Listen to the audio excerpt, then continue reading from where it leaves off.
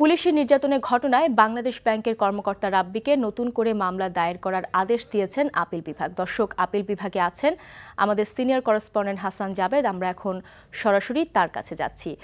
হাসান, আদেশে আর কি কি তথ্য আছে আমাদের জানাবেন।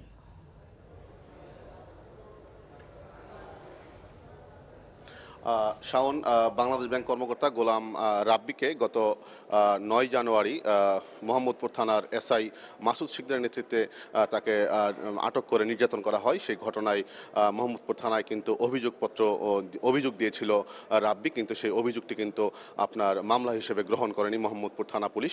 তারপর কিন্তু আপনার রাব্বির পক্ষে হাইকোর্টে একটি আবেদন করা হয় এবং সেই আবেদনের প্রেক্ষিতে হাইকোর্ট নির্দেশনা দেয় যে রাব্বির সেই অভিযোগটি মামলা হিসেবে গ্রহণ করার জন্য। তারপর রাষ্ট্রপক্ষ সেই হাইকোর্টের আদেশের বিরুদ্ধে চেম্বার বিচারপতির কাছে গেলে চেম্বার বিচারপতি সেই হাইকোর্টের আদেশটি স্থগিত করে দেন, অর্থাৎ 25 জানুয়ারি পর্যন্ত।